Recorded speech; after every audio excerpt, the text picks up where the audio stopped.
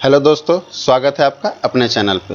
दोस्तों, आज हम आपके लिए लेके आए हैं करंट अफेयर्स अर्धवार्षिकी 2022 सुपरफास्ट रिवीजन सीरीज की अगली कड़ी, जिसमें हम करंट अफेयर्स के कुछ महत्वपूर्ण क्वेश्चनों पे चर्चा करेंगे।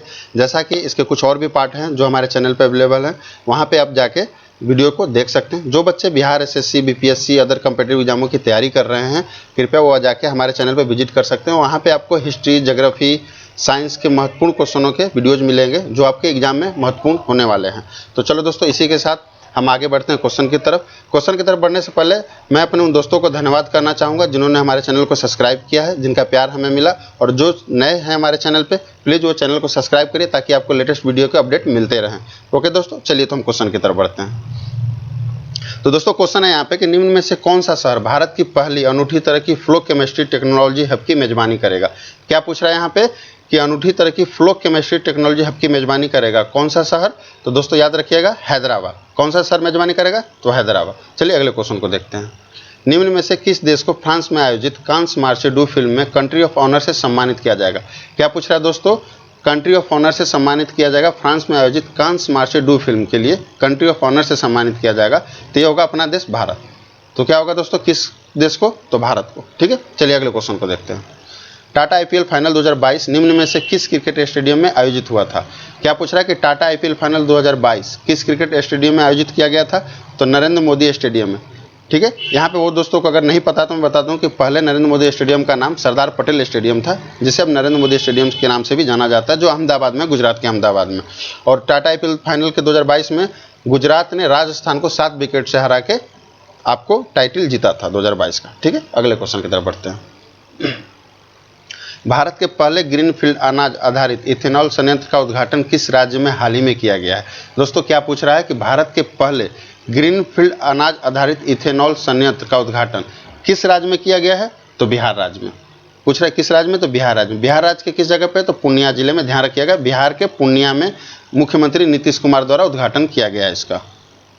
ठीक है, चलिए अब हम अगले क्वेश्चन को देखते हैं। भारतीय रिजर्व बैंक ने 4 मई को रेपो रेट 0.40% बढ़ाकर कितने प्रतिशत कर दिया। क्या पूछ रहा है? रेपो रेट बढ़ा कितना प्रतिशत कर दिया है। तो याद रखिएगा 4.40%।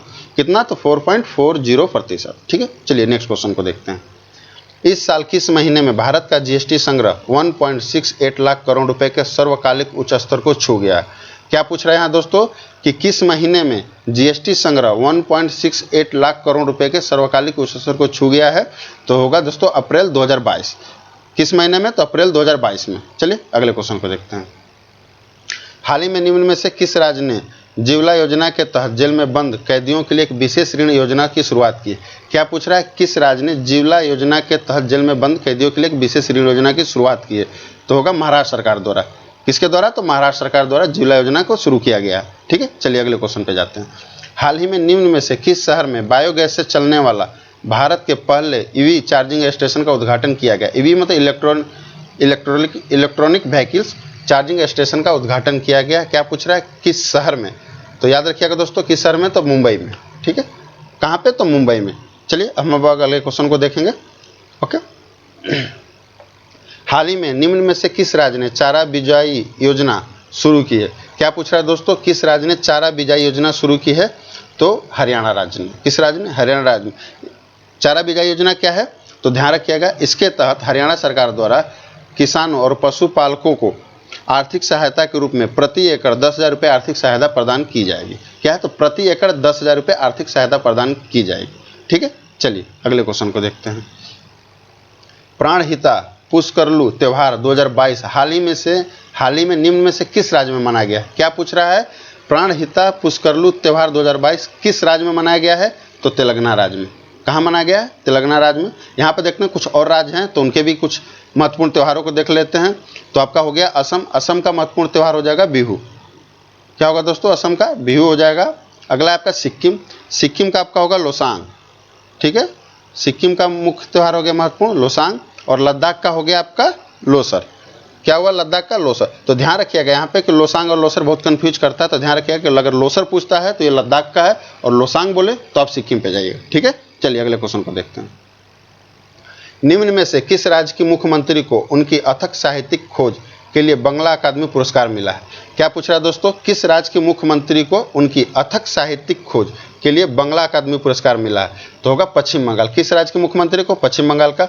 आप सभी जानते होंगे पश्चिम बंगाल के मुख्यमंत्री कौन है? तो ममता बनर्जी। उनको अथक साहित्यिक खोज के लिए बांग्ला अकादमी पुरस्कार मिला है। किस किताब के लिए मिला उनको दोस्तों? तो याद रखिएगा, कविता बिटान।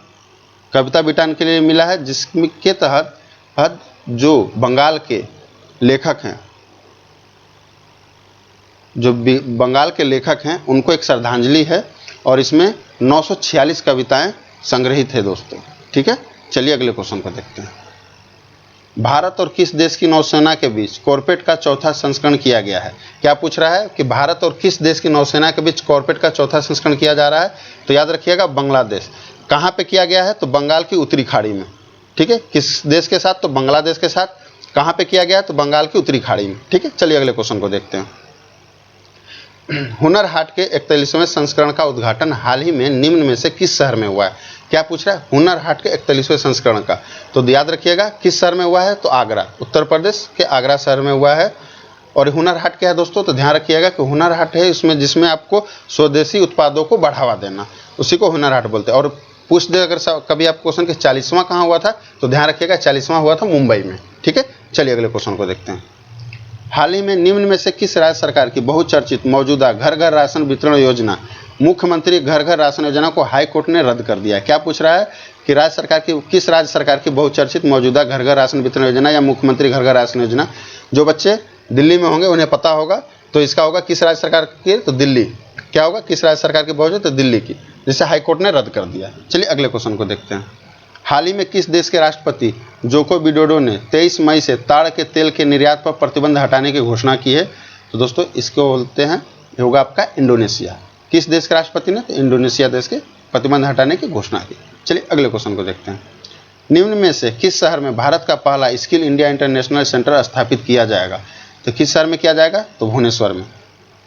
चलिए मारिए भुवनेश्वर और आगे बढ़ते हैं, हम अगले क्वेश्चन को देखते हैं। निम्न में से किस आईआईटी संस्थान के साथ रेल मंत्रालय एक स्वदेशी हाइपरलूप प्रणाली विकसित करने के लिए सहयोग करेगा? क्या पूछ रहा है? किस आईआईटी संस्थान के साथ? तो किस आईआईटी संस्थान के साथ? तो ध्यान रखिएगा, आईआईटी मद्रास के साथ रेल मंत्रालय एक स्वदेशी हाइपरलूप प्रणाली विकसित करने के लिए सहयोग करेगा। चलिए अगले क्वेश्चन को देखते हैं। निम्न में से किस राज्य सरकार ने कॉलोनियों और सड़कों का नाम बाबा साहेब अम्बेडकर के नाम पर रखने की घोषणा की है?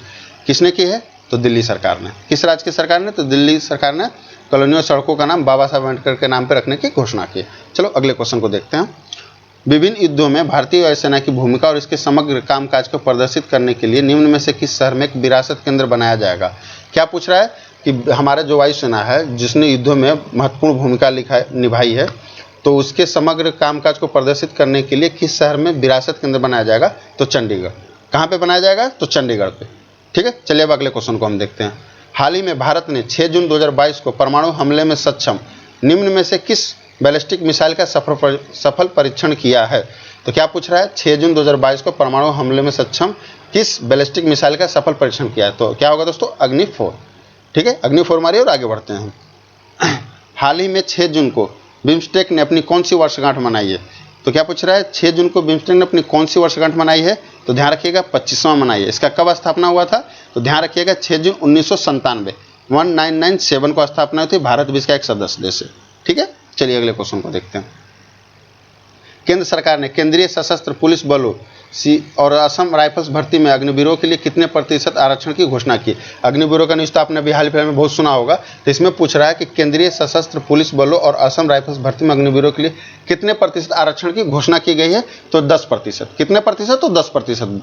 ध्यान रखिएगा इसको, 10%। ठीक है, चलिए अगले क्वेश्चन को देखते हैं। हाल ही में निम्न में से किस राज्य सरकार ने इजरायल के साथ क्षमता निर्माण एवं एकीकृत जल संसाधन प्रबंधन में एक संयुक्त घोषणा पर हस्ताक्षर किया? तो दोस्तों क्या पूछ रहा है कि इजरायल के साथ क्षमता निर्माण और एकीकृत जल संसाधन प्रबंधन में घोषणा की है? तो ये हो जाएगा आपको हरियाणा। अक्सर आप देखेंगे हरियाणा और राजस्थान में अक्सर पानी की कमी होती है, तो उसके प्रबंधन के लिए एक घोषणा अपना हस्ताक्षर किया गया है इजरायल के साथ मिलकर उसको बेहतर बनाने के लिए। चलिए अगले क्वेश्चन को देखते हैं। हाल ही में निम्न में से किस राज्य सरकार ने काशी यात्रा योजना शुरू की है? क्या पूछ रहा है? किस राज्य सरकार ने काशी यात्रा से आप समझ गए होंगे, तो क्या किस राज्य ने? तो कर्नाटक ने, जिसके तहत कर्नाटक सरकार द्वारा 30,000 यात्रियों को जो काशी यात्रा पे जाएंगे उन्हें 5,000 रुपये की नगद सहायता राशि प्रदान की जाएगी। ओके दोस्तों, धन्यवाद आपका, बहुत बहुत धन्यवाद। जो बच्चे हमारे नए हैं वो वीडियो को प्लीज़ लाइक, सब्सक्राइब और शेयर करना ना भूलिएगा। आपको बहुत बहुत धन्यवाद। थैंक यू दोस्तों।